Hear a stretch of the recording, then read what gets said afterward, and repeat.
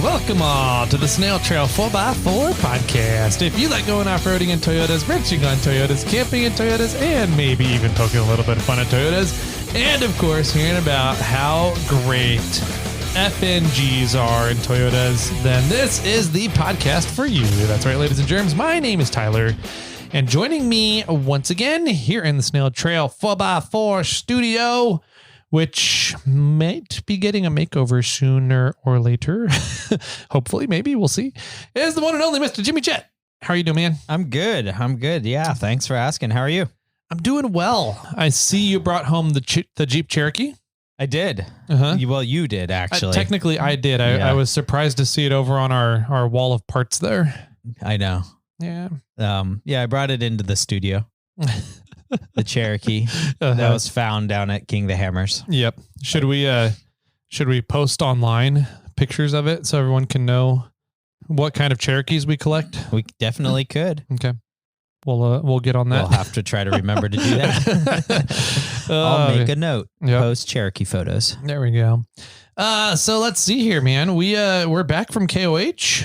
We're here back in the home studio, not in the remote studio, and hanging out, having a good time. We're recovering. I'm recovering. I think you're pretty well good to go. Yeah, I'm back to normal life. Nice. I'm not really caught up because of just situations in life and the weather that's been happening. Yep. But physically and mentally, I'm around. Nice. I'm caught up. I'm halfway there. Okay. I'm three quarters. Okay. Yeah. Well, that's good. Yeah. Not bad. Yep. I mean, and you were gone longer. Yeah. So that's impressive. Yeah. Man. So it's a good time down at KOH. We will do sort of a recap episode of the second half of the week. I know we kind of did one for about the first half of the week, our trip down there. We'll get you guys updated on Monday about the rest of it. So there's that. This episode, we're going to get caught up on some FNGs, the birthdays, a winner from the RollerCam giveaway. We're going to do a couple voicemails. We have a fun announcement about that and a couple other fun things on today's episode. So everybody buckle up and get ready to rock and roll. Oh yeah. This is going to be a lot of catching up to do, a lot of mainly and almost completely a housekeeping adventure in front of us. Yep. With a lot of fun information involved as well. Mm-hmm. So, and a lucky winner. Yep. We're going to make this episode fun because that's what we do here. Listen to the whole thing and you'll get some fun info out of it. Let's see. We got, first off, huge shout out to Yokohama Tires because their tires are amazing. I didn't blow any tires down at Hammers. So Booth babes. And I never saw any of them. I was never around the booth one either. Yeah. Apparently the booth babes were not doing their job, and they were were they guy even there? They were just gone the whole time. They were hanging out at the Nitto booth. No, they were funny. All the Yokohama girls are over at Nitto. No, they were like sitting in the booth, like on their phones a lot of the times. And Jeff had to keep going, get off your phones, get out into the aisle. What are you guys doing? Fired. Freaking rented booth babes. Yep. So anyways, yeah. But it was fun being right across from Yokohama the whole time. Yeah. That was pretty neat. Yeah. I never made it over to say hi to Candace and Janelle and Jeff and all them. I did see Ryan though. Ryan was one of the ones that was with us on the Rubicon. Yeah, right. Yeah. So I ran into Ryan. We interviewed. Yeah, we interviewed. Right. Yeah. So I ran into him out at Optima. Oh, awesome. I was like, right. He goes, hey, Tyler. And so we got to say hi to them. But we finally put the 4Runner over in the booth on Saturday, and there's a lot of people coming by. So it's kind of cool to be like, yeah, the tires here. They're right from Yokohama, right over there. Oh, you like these tires? They're from right there. They're right there. Go get them. Yep. I didn't do a ton of wheeling. It's about normal. I did more because we went out. I pretty much went wheeling every night. Okay. And the tires withheld and stood up to everything. And then I think every car that was running Yokohama tires during the races never blew a tire either. Ooh, that's I have to reconfirm awesome. that, but I'm pretty sure Levi Shirley did not break any tires, and I don't think the Capreras blew any tires. Okay. So I'd have to see if there were any other cars running Yokohama tires off the top of my head. I'm not sure, but pretty sure those two cars didn't blow any tires. That's awesome. Yeah. So shout out to Yokohama. Was Chase and Brian each doing the race? Do you know? No, I think they only had one car. They only had one car in? Yeah. Okay. So there's a lot of fun stories, I think, from the racing side of things that we're going to cover on Monday. Just kind of highlights and interesting talking points that came out of this week. So we'll cover that on Monday, but just wanted to give shout out to Yokohama because their tires held up really well. They did a good job. I'm happy with them. And we get to give a set away. That's true. We are giving a set away of Yokohama tires. Mm-hmm. What are the specs? They have to be DOT approved and less than a 20-inch rim. Yep. And we're giving those away for 750 reviews on Apple Podcast. That's it. So get those reviews in. I think we were going to do reviews here coming up here shortly. So every 50 reviews on our way to 750, we are giving away a swag pack. We're going to pull it up right now and see if we're hit that 600 mark, because then we can figure out a swag pack option for somebody there. But at 650, we're giving away a swag pack. 700, we're giving away a swag pack. Mm-hmm. And then at 750, we're giving away a set of the Yokohama tires, which everybody that works at Morflate and Snail Trail owns a set of Yokohama tires. Pretty much. All our managers have them. Yeah. And I'm working on the employees right now. Okay. Once they end up needing new tires, we'll get them moved over. There you go. Let's see, reviews. Ooh, 614. Wow. So we're over the 600 point already. Okay. So we'll get into that. We need to do a swag pack giveaway. Maybe we'll take a pause here and do that real quick too. Sounds good. All right. Let's see. Should we just do reviews? A couple reviews since we're here? Sure. Let's do some reviews and then let's figure out the giveaway. Okay. So we got some reviews here and then we'll do a giveaway for everybody. This next review in line is from Pam Love. Pam Love. Pam Love. Pam Love. Pam Love. They love Pam. I love Pam. Pam is great, especially the butter flavored one. Yeah, that's super good. Yeah. Have you ever tried to spray it on popcorn? No. It's okay. Oh, okay. It's not great. It's not as good as buttered spray. Okay. But in a pinch, it would work. Camping? Would that work camping? Yeah, why not? Just take a buttered spray with you at that point. Yeah. Anyways, Pam Love says, so cool. Best podcast I've never listened to firsthand. Thanks for the witch. Thanks to my husband relaying every riveting detail to me. There you go. Yeah, we're not giving the winch away anymore. In it for the tires. We might have been doing a winch at the time this review was inputted. Yeah, there you go. Thank you, Pam Love, and thank you to Pam Love's husband, Mr. Pam Love, for relaying all those exciting informations to your wife, your significant other. Yeah, I'm sure she absolutely loves hearing about it. Just like mine. Yeah, just like mine too. So I got back from KOH and the secretary was like, hey, so how was the week? And I was like, okay, so here's race stuff, here's radio stuff, and here's personal stuff. I started explaining the crash, the quote unquote crash, my G out. Yeah. And you could just see her starting to glaze over and just like zoning out. And I was like, all right, whatever. Next one is from G Gascon 88. I'm so happy you read these. Yeah. Thanks. I don't mind failing. Best podcast. Highly recommend for people getting into wheeling and people that have done it for years. Great job, Jimmy and Tyler. Thank you. Yeah, thank you. Gaston from Beauty and the Beast. Uh-huh.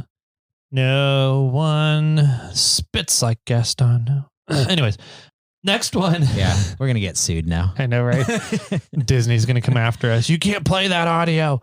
Next one's from Carvizo. I'd cut it out if I could. My audio is permanently burned into everything. Jimmy can't cut it out. In my head. Carvizo says, awesome, informative, and fun. Great podcast with lots on different topics. Great info and using a lot of their advice as I'm building my Land Cruiser 80. Sweet. Now, is it a Lexus or is it a Land Cruiser? It said it's a Land Cruiser. Well, he says LC. It could have been an LX and a mistype because the X and the C are right next to each other. That's true. True. So what's a Viso? A Carvizo? Yeah, I know what car is, but what's Viso? I don't know. A Viso? It's like a Vizio. Vizio is a TV brand. So it's a TV. It's a car TV? I'd like a car TV. Yeah. Okay, cool. Next one, and I think this will be the last one we do today, Sounds good. is from Sam ./S. Really? Sam Is that like a MMM. subreddit?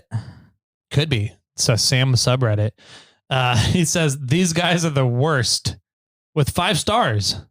Oh, I will take it. sure. These guys are turning my love of Fords into a love of Toyotas. Now we know why we're the worst. And they're always making me want to spend all my money on my 1990 Ford Bronco. They're seriously one of the most informative and entertaining podcasts I've listened to. Keep up the great work, guys. Also here for the winch, in parentheses. Tires now. Also here for the Yokohamas. Yeah, that's all the ones we'll do for today. Okay. We have a lot more still. So we're pretty much into 2023 now on reviews. Yeah, we're catching up. Catching up. Outstanding. Yeah, so let's take another quick little break in real life, but short seconds for you guys while we do a random number generator, 1 through 600, and we will get a winner for a swag pack. Yeah. Alrighty, we are back. What seemed like an eternity for us seems like 2 seconds to everybody listening, thanks to the DeLorean. We're here. We have a winner for the swag pack. This was kind of funny. So we went to our random number generator, typed in 1 through 600. We got number 253, which is the absolute about the worst one we could get, because now we have to go back to page 1 and count F 253 up. Yep. If we would have gotten like 512, we could have just counted backwards. Really 80. easy. Yeah, right? Yeah. But what was funny was it landed on an iTunes account called Red Second Gen Forerunner. And do you know any red second gen Forerunners? I do know a very red Second Gen Forerunner. Yeah. There's a one. Is it? It's not here today, though. It's not here today. It shows up pretty often. I'd say once or twice a week. Yeah. Yeah. It's impressive. And it's and I was like, I know one, and it's MF or Sean. Yeah. I was like, what are the odds? What are the chances that the winner of the swag pack is MF or Sean? So then I go and read the review. Here's the review. Ready. Great show, 5 stars. So we're doing well. Well, other people are doing multiple reviews. So this is from my work phone. Great show. I love it. Sean. So congratulations to Morphlate Sean. Congratulations to Morphlate Sean for winning something on Morphlate time with the Morphlate work phone. I know this might have been before he. Well, hold on, 12, 30, 21. I think he was working here. So well, he said on the work. Yeah, I guess work phone. He was working here at that time. So no, he wasn't. Was he? 21. How long has he been working here now? 20. I don't think he's been here. I don't know. 3 years. Yeah, that's a good question. Maybe it wasn't. It might have been on his old work phone then, before he was working here. So, right. But I can't in good conscience let Sean win the full swag pack. Yeah. Sean, I love you. We're going to get you a little mini swag pack with some dick stickers, which you already have access to all those anyways. So. Yeah. Well, I'll find something at the Snail Trail shop for you or something like that. There we go. So what we did was we just went one higher. To somebody 254. 254. Somebody we don't know. Yeah. And that was JZ TRD 69. Yep. Congratulations. The winning review says, great podcast. Writing a second review off my girlfriend's phone, hopefully so I win the winch. So JZ TRD 69, I'm guessing that's the girlfriend's iTunes account? Or an iTunes account he made for the girlfriend. Oh, true. That could be. Or they made it. Who knows who it is. Yeah. So JZ TRD69, congratulations for winning a swag pack. Get in contact with us. We do need you to prove that you have access to and own that iTunes account. Yeah, hopefully you still have that girlfriend. Oh, that's funny. That's 2001. Yeah, it was. It was December 6th, 2001 when that review was submitted. Yeah, get in contact with us and we'll get you a swag pack, man. How funny would that be? If somebody wins the main ticket item and they're like, oh, I wrote this review on my girlfriend's phone. And it was, well, we had a really bad breakup. I can't get into that account anymore. Can I please win? I'm like, oh, Sorry, man. Yeah, sorry. I didn't think about that until just now. Is that being a possibility? It could be. Oh, that's funny. So yeah, if you want to win a set of tires, make sure to stay with your girlfriends. Look at us keeping relationships together. Yeah. Yeah. So JZTRD69, hit us up on Instagram. Probably the easiest way. 4x4 Toyota Tyler to get a held tire. Tyler over there. Yep. Snail Trail 4x4 to get in contact with me, Jimmy. Cool. So that was fun coincidence. That was funny. Fucking odds of that happening. Jesus Christ. Yeah, we'll get Sean something fun. Yeah, we'll get him. Maybe I'll laser some more coasters for him. There you go. Yeah. Yeah. All right. So let's see what next we got on the to-do list here. FNGs and birthdays. Oh, man. Yeah, let's get into that. And Cool. then we can get into the RollerCam giveaway. Sweet. All right. So let's see. I got birthdays up here. Perfect. So let's go back. Let's do some birthdays. B-days. Birthdays. So we're February birthdays, correct? Yes. Awesome. So 1 year. Oh, there's some good ones here. Nice. Okay.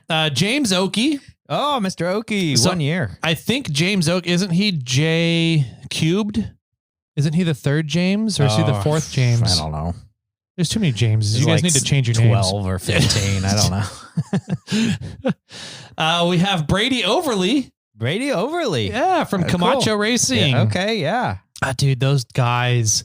Did they survive this year? No. Oh, man. They had an awesome lead up to the race. Yeah? Like They made it? they had 2 days where they didn't have to work on the car. Oh, that's an impressive rather start. than working on the car up until taking off from the green flag. Yeah. So that was a huge improvement this year. But their Atlas blew, I think, the intermediate gear on their Atlas at race mile like 1.2. What? Yeah. Oh, man. Yeah. So fucking heartbreaker. And they only blew 8 trailer. They only blew 3 trailer tires on the way out instead of like 6 or 7 this time. That's not bad. So that was they're doing good there. They probably carried 6 or 7 with them this year. Probably after last year. I kept running into Brady, and Brady and Nestor came over and said hi at the Hammertown Heights Estates. Cool. So I got to chat with them a little bit there, and dude, it's just fucking heartbreaking. And like, we'll get into it. Like, there's a bunch of really cool stories. We'll get into it Monday, but thank you, Brady, for reaching your 1 year birthday, and good running into you guys out at Hammers again to kind of catch up for you a little bit. I'm going to reach out to you and see if we can schedule a remote interview with you and Nestor to talk about your guys' week. Another guy who had a very interesting week out at King of the Hammers and 1 year birthday, Mr. JL Latte Maker. Oh, Rodney Muller. Thanks so much for your support and you know, always appreciate everything you guys can do for old Mr. Ultra 4 Jones out there. I know you were helping him out at his house and traveled with him and helped him out a bunch in the tents as well. So yeah, kudos to you. I'm a little disappointed though, because I never saw Rodney. Down at Hammers. You told me that. I saw him once. Which means he never got to make me a latte. I said that to him. Did you? I was like, where are you camping this year? And he's like, oh, I'm in the pits at Kevin's tent. And I'm like, oh, so no lattes this year. Right? Started laughing at me. Yeah. So anyways, that was 1 year birthdays. Thank you guys. Some cool people there in the 1 year. Definitely great names there. People those were good names because they're actually people that we interact with personally. Exactly. Yep. Right. Mm-hmm. There's a lot of people on this list we love and we chat with you online. These guys we actually have met in person, which is always fun. Yep. 2 year birthdays. We have one. Oh, okay. Mr. Aaron Russell. Aaron Russell. Never met you in person. Nope. Is he the Aussie? the Tasmanian? He might be from Louisiana, I guess, know. or whatever. I get Alabama. all those Aaron ones mixed up like James's. Yeah. So Aaron Russell, thank you very much for 2 years support here on the podcast. He gives us so much shit. I don't even know if he listens to us anymore. But Charles, you still listen. Confirm if that's the correct Aaron. Yep. And then no 3 year birthdays. Aw. And September 4. Wait, we don't have 4 years? Wait, I missed a year, I think. Oh, I got to go back to beginning. We're getting too many birthdays. All right, so here's we need to make a new category on the side for years. Seriously, right? January. So back to this January. Got it. We do not have any 1 years. So Rodney, Brady, and Oh, okay. Those are all there. Those are the 2 years. Yep. That makes sense. Yeah. So James, Rodney, and Brady, those were all 2 years. That makes sense. And then Ron Russell was 3 years. Okay. Yep. And then no 4 years. Okay. So, and no 5 years yet. No 5 years yet. That'll be next year. It'll be this year. Oh, For February. It'll be next year. Yeah. But we do hit our 5-year followers and subscribers in May of this year. Yeah. We need to figure out something still. I think we need to figure, we're going to find out something for 5-year followers, and then 5-year birthdays from there on out. Cause that's pretty fucking cool. Yeah. That's rad. Yeah. All right. So that's birthdays. Let's see. So let's go to FNGs from January. Yeah. We have 3 of them. I know that much. Mm-hmm. Sort of. We have 1 and then some welcome backs. Welcome back. So let's do the first one. Okay. Oh, that's interesting. Do you know this person? I do. Okay. I just met him last month. Oh. Yeah, January. Okay. So his name is Jeffrey Wynn. Yeah. And it looks like he signed up with ECV86. Yeah. I don't know what that is. I have to look it up. But ECV86 is one of the clubs that maintains an Adopt-A-Trail section on the Rubicon. Oh. Yeah. Okay. Yeah. So I don't remember what it stands for. Let me see if I can I'll text Brian real quick and see if he can look it up. But yeah, it's a club up here in the Sierras. And I met him through starting the Rubicon information group right here. Mm-hmm. And I guess he's now a listener to the podcast, or maybe was before. Sure. And I don't know. But anyways, yeah, Jeffrey, I'm actually going to see him on video tomorrow. Oh, is that tomorrow? Which is the next Rubicon information group meeting. So cool. Yeah, thanks, man. Thanks, Jeffrey, for coming on board as an FNG. Yeah, super cool. Mm-hmm. I had to look his name up through his profile to find out actually who he was. Oh yeah, because when it comes up as the ECV 86, yeah, I was like, who's this? And so I had to dive a little deeper into the profile. Nice, but I'm glad I did, since you know that gentleman. Mm-hmm. Let's see. I'm trying. Let's see. We've got 2 other people that left for a short period of time and have came back. They are back. We are happy to see them back. One of them, I had to hold their hands a little bit and walk them through the irate 4x4 process. But I'm always happy to do that. If you have questions about how to sign up, feel free to reach out. I will be happy to walk you through the process. Anyways, the 2 people that are back, and I think we're sort of starting a new section here, a welcome backs, which is Brandy Dunkel and Ash Santilli. How do you say that last name? Santilli. Yep. All right.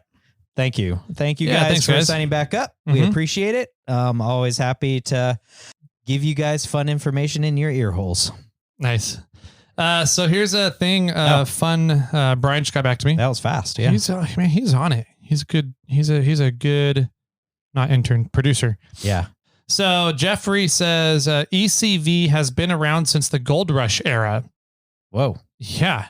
After all this time, we haven't figured out if we're a drinking historical society or historical drinking society. Got it. That's one of those. Yep. Like a moose club or I think that's kind of what's spaghetti in? He asked that he wanted us to join that club of his. That it's a historical thing too. I wonder if it's sort of the same thing. Yeah, good question. About 86 is the chapter of ECV. Got it. And so the local chapter is Growlersburg 86 out of Georgetown. And so he said when you did episode 220 on the history of the Rubicon Trail, it gave me chills just listening, because although John and Merlin did not mention ECV, many of the people referenced in that episode are members of ECV, or as we call them, clampers. Oh, they're clampers. Yeah. So you know the clampers? I know clampers. Okay. Yeah. 2 of our founding members are Rich Daniels and Archie Lidicote. Oh, okay. So what are clampers? I can't tell you on air. Okay. I would get shot. Okay. Sounds good. So anyways, yeah, ACV and the 86 chapter. Got it. Up here in Georgetown. Learning more every single day. So thanks cool. Jeff, Ash, and Brandy for signing up this month. Yep. Welcome back, Brandy and Ash. So let's see. That's the FNG's birthdays. We have a winner. We do have a winner for the RollerCam. Yeah, RollerCam and the rope rollers. We got like $160 value of straps and tie down features and a hat and some stickers and I don't know. There's some other stuff down there, all from RollerCam. So Sweet. Thank you so much. Yep, this one was about $160, $170 value, and all the straps are back in the bag. Okay, they're all back in. Oh, you actually returned them. I Got did. it. Okay, nice. No, none of them are open. Some of them might be a little dirty. They might be a little dirty and muddy, and one of them might have gotten broken because my trailer sits really low. So, just kidding. The winner is Mr. Surgio Rodriguez. Surgio Rodriguez. Congratulations. We'll get in contact with you and confirm your address and get these things shipped out to you. Sweet. Yep. Congratulations, man. Have fun with the rope rollers. I think that's going to be a really cool thing for camping, to figure out different uses for them. And huge shout out to RollerCam for donating everything this month. Yeah, absolutely. Next month's giveaway, February's giveaway here, is going to be a set of inner bead locks for 17-inch rims. Coyote Inner bead locks. Yeah. Yep. And so that's being donated by Moreflate. We're going to be turning into a retailer for Coyote to see how the product does here. We're going to be carrying their deflators as well as their inner bead locks. And Cool. so I just placed the order. Those should be in within a couple weeks, I think. One lucky winner is going to win a set of inner bead locks from Coyote. Sweet. Yeah, Yeah, man. super excited for those. I'm running an inner beadlock system in my wheels. It's really nice. Yep. My dad runs inner bead locks. Yeah. Yep. Once you get them set up, which it does take a little bit of work to get them set up, but it does take work to get normal beadlocks set up as well. Yep. But once you get them set up, you really don't have to worry about them ever again. Yeah. They're really nice. It's really cool that way. And what's really cool, because we've talked about your setting up your inner bead locks. Yours did not come with an air channel, right? No, it did not. And so that's what I think is a really crucial part of what sets Coyote apart, is they come with an inner air channel so that air can get from your tire's main chamber out your valve stem through around the inner tube, the inner tube that holds your bead locks together. Right. And so that's a really nice feature that Coyote has figured out and done really well, that makes it so you don't have like fine tuning of your air inflation and deflation through your regular valve stems. Yeah, I think that'll absolutely help. And I don't have one of those. I know that Kevin Poole made one for his, because I got the same brand that he got as well. And he said that was a game changer. For me, I just leave my Moreflate on a little longer. Yeah. And just let it equalize and figure itself. it out. Yeah, the best it can before I unhook everything or connect everything back up one way or the other. Yeah. Nice. So, but also something that's really cool about inner air locking systems is that they lock the bead on both inner and outer beads. That is really nice. Yeah. So even if you're running regular bead locks, you're not running a bead lock on the inside rim, the inside of your wheel. Yeah. So even if you run regular bead locks, you can still run inner bead locks to lock on that inner rim too. True. So, pretty cool stuff. I've always been a big fan of inner bead locks. I've just have never wanted to deal with the installation of them. But after kind of getting to hear about what you did with yours, and then getting my hands on a set of these and kind of look at all the parts involved with them, it's not that bad. It's not. It's really not. So we're going to work on creating some educational videos and seeing if we can start making some waves with inner bead locks here in the United States with Moreflate. Yeah, that'll be pretty cool. I think if you did it with beadlock wheels, it would be even easier, because one of the hardest parts is you actually still have to take the wheels to get the tire put on. Yeah. Yep. That's, so now you have to schedule your day. It's not all at your shop. True. But I think you could probably set these up by putting the ring, a bolt lock, or, a bead lock ring on and set it all up that way too, which would be kind of redundant on one side. Yeah. But you would get the interlock. Yeah. So that'd be interesting to try that route. Yep. So it's cool stuff. Thank you to, I guess, Morphlate for donating the inner bead locks. That's about a $1,200 value, I think, $1,300 value. Wow. Yeah. For 4 inner bead locks. So that's for this month. If you guys want to get signed up, you know where to do that over at iRate 4x4 down in the Snail Trail 4x4 forum. Same spots that Jimmy said earlier. So cool. Yeah. What's next on our to-do list for today? The next thing I have on the list is Christmas gifts. Oh, okay. I have yet to see the Christmas gift that you gave out. Gotcha. So you said it was posted. Yep. So I'm curious. I don't know what you sent. So all right, let's see if we're gonna pull it up now. Pull it up and figure it out. And I'm going to tell you how big of an idiot you are. Everybody should already know. So he posted, and there's still 0 votes on Tyler's gift. Just FYI. Okay. Let's see. Go It's down in that chat. Okay. Yeah. Here you go. You found it? Is that everything there? Yeah. So there's everything there. Okay. A Morphlite bag. The lighter. One of the new trash bags. One of the new trash bags. An ornament. That's the snowflake. The snowflake ornament. Snowflake ornament. A Morphlate koozie. Which is Morphlate. It's a very phallic. It is snowflake very phallic ornament. You got the butt. It's a cheeky charger. Which I received, and then you got a bubble blower butt thingy. Yeah, it blows bubbles and plays music. Blows bubbles and plays music out of the booty of a plastic man. He's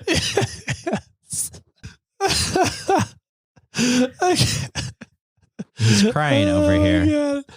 I wish I could zoom in further. We have one out in the warehouse, so I should. Okay, Yes. and it works. Yes. Is it next to the deer?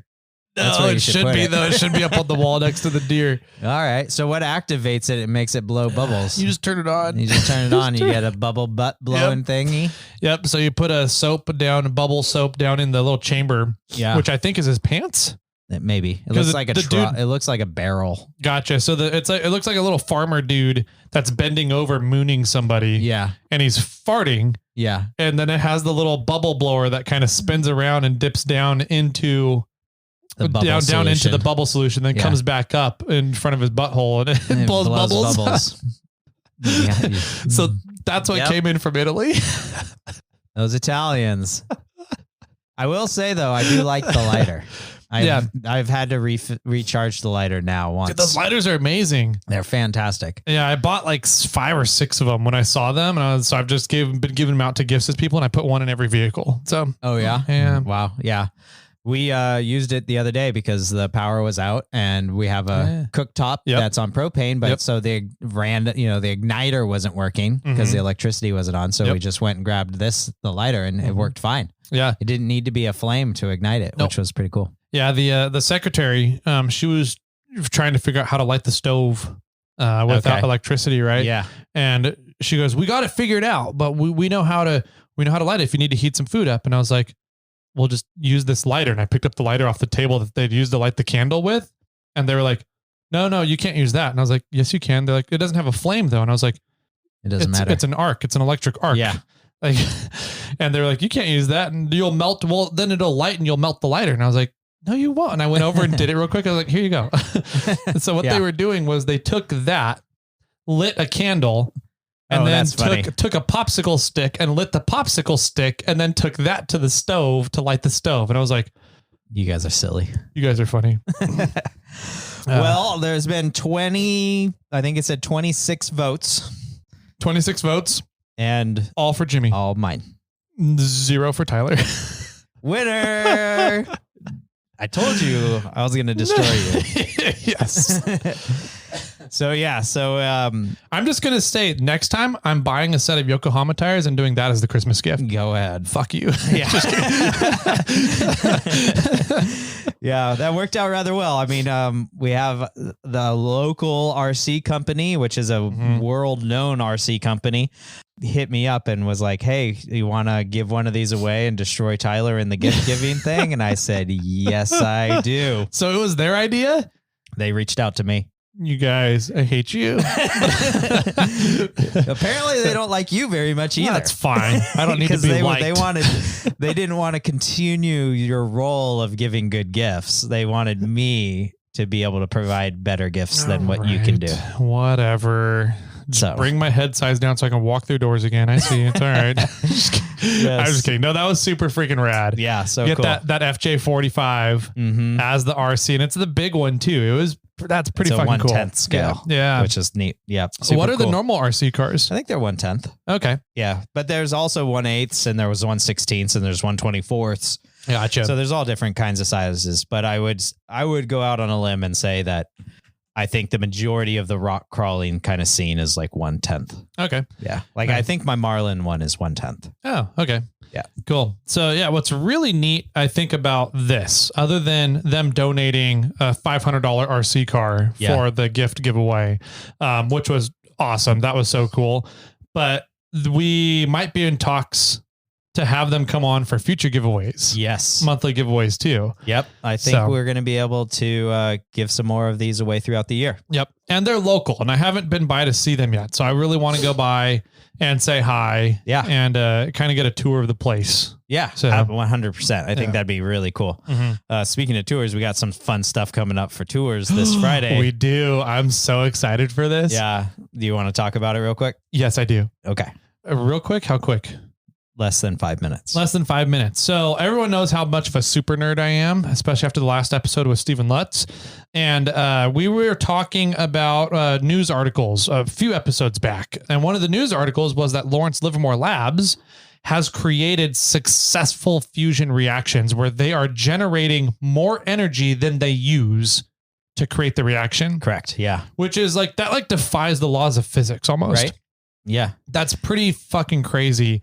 Something that they've been working on for years, decades to do. They've accomplished it.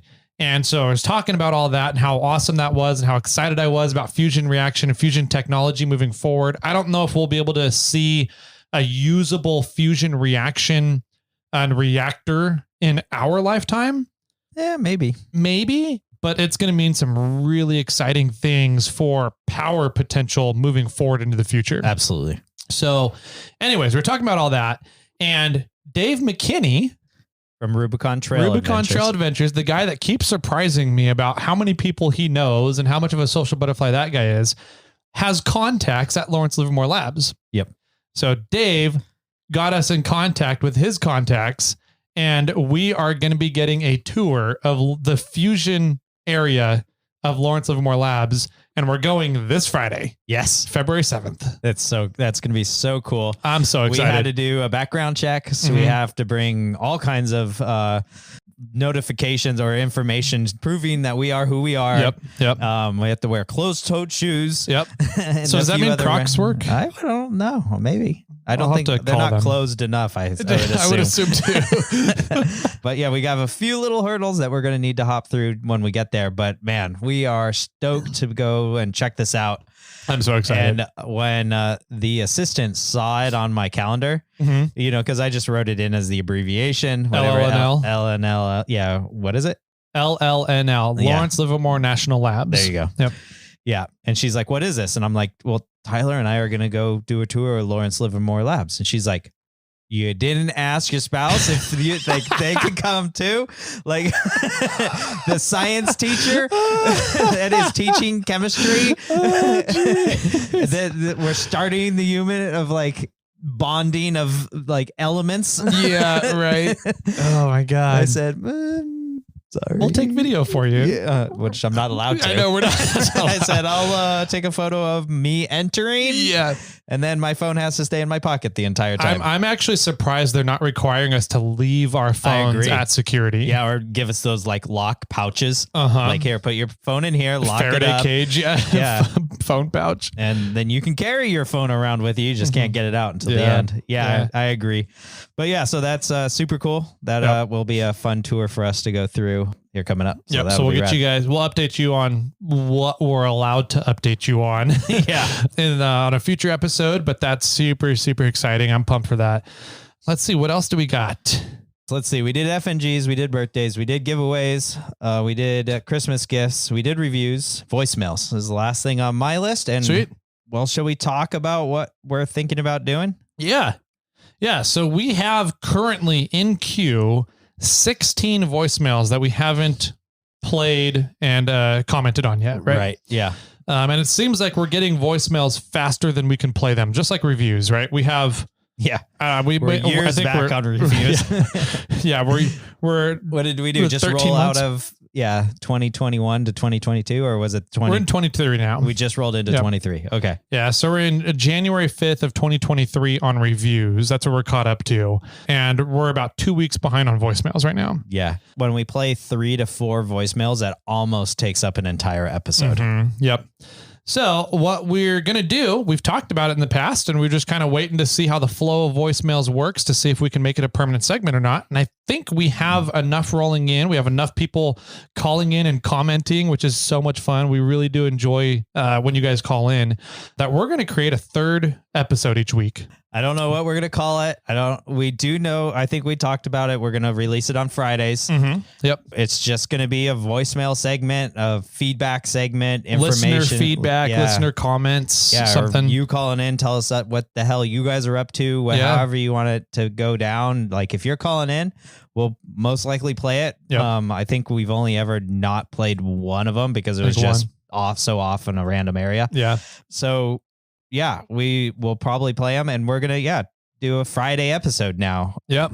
Depending on how many voicemails we have, will depend on how long the episode goes. Yep. We'll probably end up playing 2 to 3 just to try to get us caught up. Mm-hmm.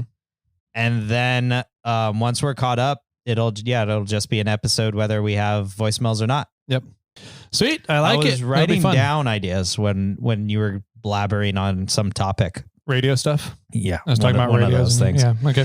I was thinking we could call it Unrested Mischief. Okay. Or Monkey Business. I came up with. And then Monkey Business made me think about, well, monkey's one animal, but we're a snail kind of a thing. So I thought Snail Business. Okay. Might be an interesting one. And then I got into thinking about Snail Mail. So we'll play with those ideas. Okay, yeah. I'm not sure if it's quite snail mail, but some of these things are so late that they would be considered snail mail. Snail mail would show up quicker than some of the voicemails we're going to play right now. We'll play around with an ideas and we'll label it something. Yeah. We already have an idea of how we're going to do the intro. Yep. We'll play a couple of voicemails here, maybe one, maybe two, just to try and get some going here. Oh my God, we've had another voicemail since we've been recording. Oh geez. So 17 voicemails now. While you're playing with the voicemail stuff, I wanted to go back for a quick second and talk about Vanquish and getting a tour with them. Yeah. They actually reached. That's the RC company, by the way. That's the RC company. Yeah. They actually reached back out to me in the last week or so and said, hey, while Tyler's down on his paternity leave, do you want to do an episode about RC suspension versus real life suspension? And I said, that would be fucking cool. That'd be rad. Let's do it. And I'm kind of curious. You know, there's like little things in there. The suspensions are so similar. Mm-hmm. But how do you figure it out on a little RC scale thing with shocks and everything? I mean, I think you just scale it. If it's all scaled. Yeah, I agree. I think so, but I don't know if that's true or not. I saw a commercial while I was watching the live feed from camp. Mm-hmm. A commercial for RC cars rear steer. Oh, cool. For rear steer on RC cars. And I was like, God damn it. This is getting everything. Yes. Do they have portals? Yes, they do. They do have portals for RCs already? Yeah. So portals and rear steer on RC cars. Yeah. How do you control another steering? Is it require a new controller I think it's just for? There's a lever somewhere that you can just toggle right or left. Oh, on the controller? Yes. Interesting. Okay. Yeah. So I think there's controllers with like 20 buttons on them. Uh-huh. Oh, okay. Because I'm used to like robot controllers, like the fighting robots. Yeah, like Johnny 5. I don't know who that is. Oh, never mind. Like Tombstone. They're like a size of a brick with like 2 antennas and 2 like J controllers and then have like 40 buttons on them, right? Yep. Although a lot of the robot fighters are using like Xbox and PlayStation controllers now. Oh, that's funny. Yeah, it's pretty good. We just got the Switch, and that thing has, I don't know, A lot. 15 buttons on it. Mm-hmm. I found new buttons the other day. I didn't even know that one. There's two. So like normally, you know, I think there's 4. There's A, B, X, Y. Mm-hmm. And then there's an R. And then there's an R1. And now there's a button under the handle, like Really? where you're holding it, like for like your ring finger. Pinky, your ring finger. Jesus Christ. Yeah. The dexterity of kids in the new generation growing up now. I'm like, wait, what is this? Yeah. And then there's the 2 J controllers. Mm-hmm. And you can push down on the J controllers. Okay. Right. And now there's more than a start and select button. There's 2 more buttons there. Okay. One of them does a photo. Mm-hmm. And then there's the up, down, left, right controller instead of a J controller. Mm-hmm. Yeah. And then there's L1 and L. Yeah. And then there's the hidden L. Mm-hmm. I remember It's when nuts. the N64 first came out, and that's like, oh my God, there's a joystick with a directional pad on the same controller. Right. And then there's a trigger underneath to shoot guns from. Yep. That was impressive. And then PlayStation came out with dual joysticks. Yep. And it all went crazy from there. So I remember when Super Nintendo came out and you're like, there's 4 buttons on one side. Yeah. Oh my God. What? Not just A, B anymore? Yes. Like, this is going to be crazy. We're getting old. Yes. So anyways, that'll be really cool to get Vanquish on and talk about suspensions. Yeah. Yeah. That'd be sweet. Suspensions and RC suspensions. Mhm, yeah. Maybe we should get them talking to Brian. Get him on one episode from 4-Wheel Underground. If we can talk about, roll center for an RC car. Right. That'd be funny. Brian hasn't texted me yet. Oh. From after my crash, my G out. So I also haven't texted him a picture of the strike pad, which I want to do that today. That it's still in the trailer. But Brian posted a photo about a video of his cantilevered suspension. I've been getting pictures about twice a week with updates on the cantilever suspension. So if beefy. it's huge. It looks Oh my so God. good. I'm so excited If you want to check it out, if you want to see a cantilevered suspension, go check out 4-Wheel Underground. It's rad. It's pretty cool what he's doing and setting up for that. He's making, so the sway, what's really, really cool about his cantilever setup is he's integrating the sway bar with, into the spindles for the cantilever rotation, right? Yeah. But not only that, he's taking the spindle and you're able to run a selectable hub on it. Oh.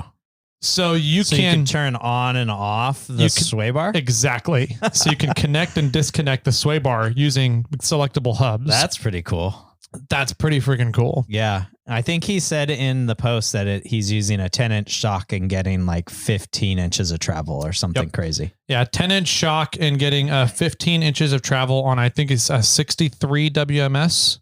Yeah. And so you're in, or 16 inches, sorry, not 16 inches of travel, 16 inches of droop.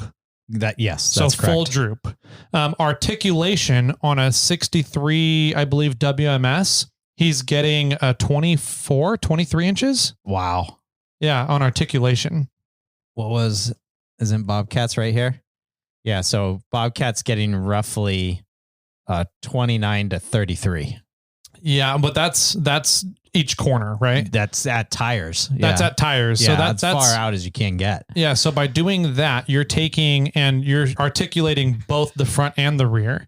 He's Correct. only articulating the rear. Oh, he's only articulating one. Yes. Oh, jeez. So if you were to take this and get 25 inches in the rear and then the front, and then you include the front too, I mean, you're looking at 40 to 50 inches of overall. That's awesome.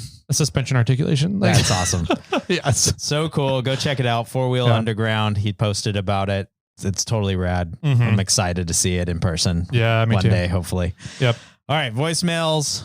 And then get ready for an episode tomorrow. Yep. We'll get one into your ear holes. So this one, let's see. Are we just starting at the bottom? We're just start at the bottom, work our way up. All right. So from latest to earliest, this one, I don't see a name in here, but I think this might turn into a little bit of an interesting topic to discuss. Okay. So It's about snow wheeling and snow tires. Okay. Here we go. All right, let's do it. Hey guys, just calling because I was listening to your comment about Dirt Lifestyle Nate's tire selection, and I completely agree with you guys. And I think that's purely on the fact that I think the type of snow he gets up there is way different than what you guys are experiencing, and then also what I experience here in Southern Oregon. So I think what he's saying is that where he's at, the snow grips onto the snow better than the tire lugs will grip onto the snow. And I know where I'm at here in Southern Oregon, creating that environment for the lug to actually like form a pattern in the snow itself is what gives us the best traction here. And I'm assuming that's the same way it is for you guys. Either way, that's what I was thinking. I don't know if I said who this was, by the way, but it's Tom with Clink and Beard Strong up in Southern Oregon. And yeah, either way, keep up the good work, guys. Talk to you later. Thank you, Tom. Where is he from? Clinking Beard Strong. That's what Google has written here. That's in Southern Oregon. Yeah. Cool. So, yeah, man. I would agree with him. I would agree too. Here, I told Nate that you want to go snowing with him. Yes, I do. I want him to come up here and bring his all-terrains and go in the High Sierra snow and see how far he gets. Yeah. So one interesting thing that, and there's so many different factors that goes into snow wheeling. Oh yeah. And granted, we're talking about snow wheeling, not snow driving. Correct. Understood. So we're talking about unlimited depth snow wheeling where the snow is deeper than your axles and you will get hung up and caught on stuff. You're going to get caught on your undercarriage, everything. So there's a lot of factors that come into it. I think that the most important factor for snow wheeling is your ground pressure, right? Okay. Yeah. Mm-hmm. So how much does your vehicle weigh in comparison to how much of a contact patch you have to the ground? Right. And this is where airing down your tires to crazy low numbers really balloons your tires out, thus improving the least amount of pressure being pushed down. Yep. So the greater square footage you have of contact on the ground, the less pressure pounds per square inch. Correct. Your vehicle will be imparting on the ground. Right. Or the snow in this case. So, and crazy example would be like if your vehicle weighs 1,000 pounds and it's only touching the ground in 1 inch, that's 1,000 pounds per square inch. But if you expand that by 10, now you're putting 100 pounds per square inch. 100 pounds per square inch. Yep. So it really lessens the force on the snow. Yep. So I know we did a calculation at one point of tracks.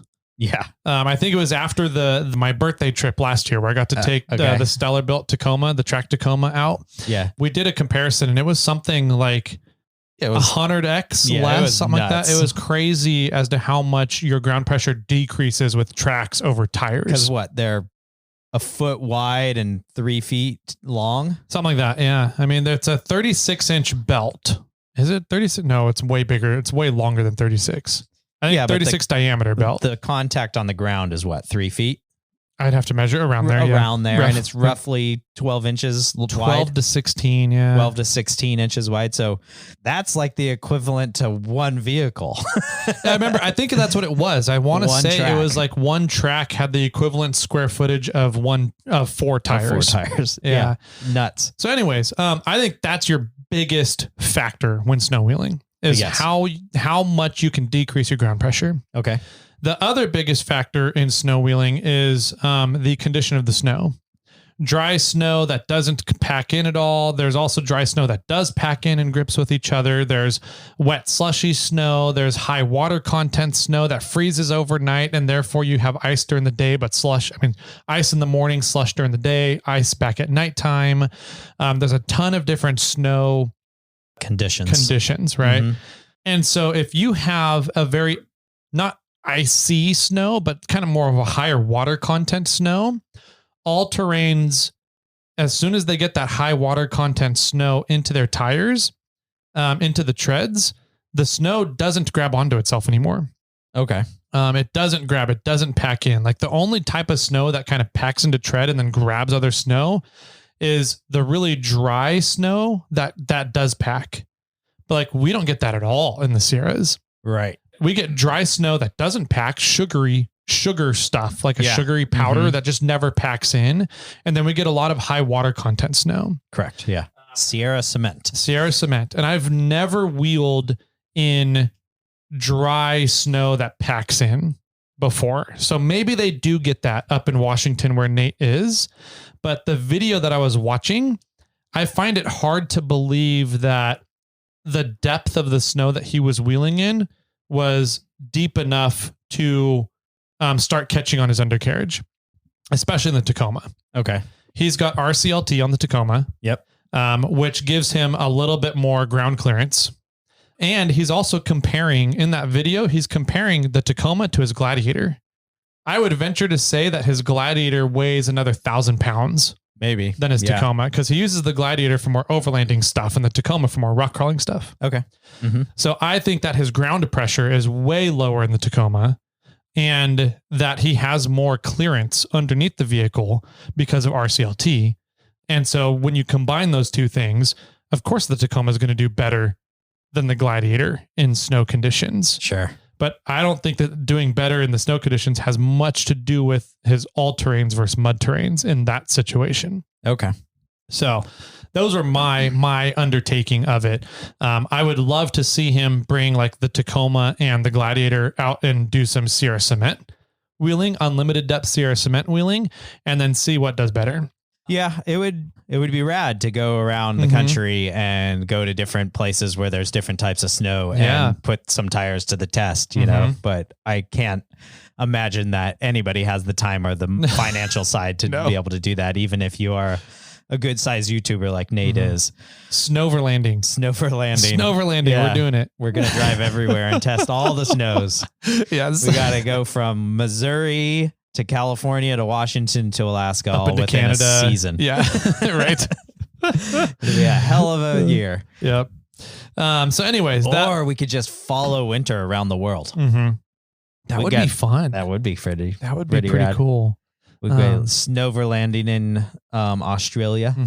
I know New Zealanders, Kiwis that follow summers. Yeah.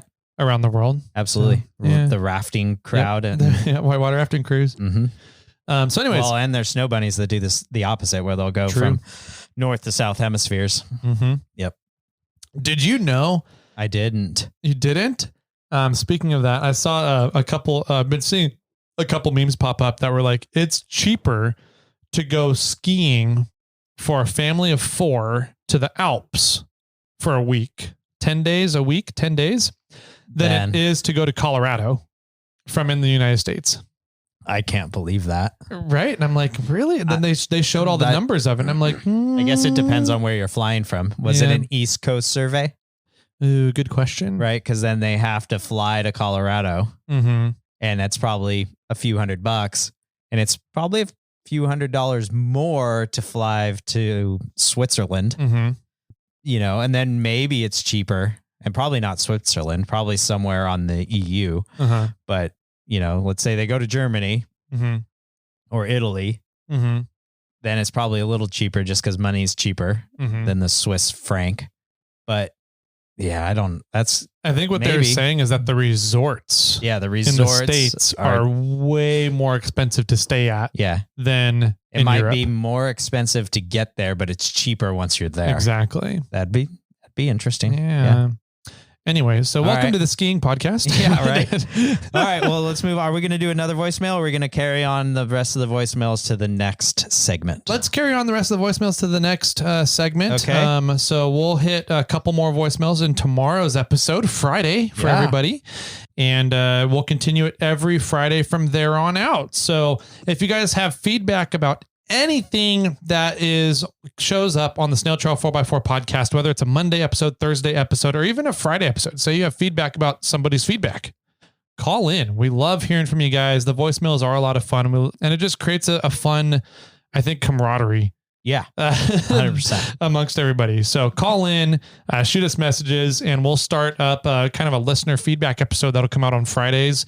And who knows how long they'll end up being. It really just kind of, I think, comes down to how much feedback we get from you guys. Yeah, I agree. I would love for them to be short. Yeah, right. 15 minutes tops. Yes. We'll see if we can do that, but it really comes down to how many voicemails we got. Yep. So it'll be a lot of fun. I'm excited for this. Me too. If you guys do have feedback, you guys know where to do that at. There's Instagram, email, phones, 916-345-4744. You can reach us on the Facebook page over on Irate 4x4. You can track us down and flag us down in Hammertown like a bunch of you guys did. That was fun. Lots of different places. And I think at some point this year, Jimmy and I are going to try and put together another brewery meetup, maybe around our 5-year anniversary. 5-year anniversary, which is also right damn near our 500th episode. It is. So it might be a really good time to do a big old brewery meetup again. So keep your ear holes open for that. We'll figure all that out. Now that KOH is over, we can start planning out life again. And yeah, man. Sweet. Did I forget anything? No, I think we're good. Sweet. Do you got any final words for everybody out there then? I think I like the name Snail Mail. And with that, my friends, keep crawling.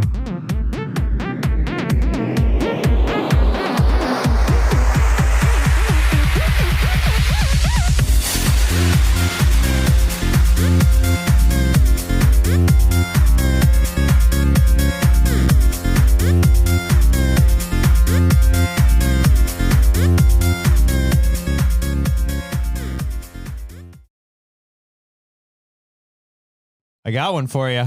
Ready, bro? What do you get if you cross a dog with a phone?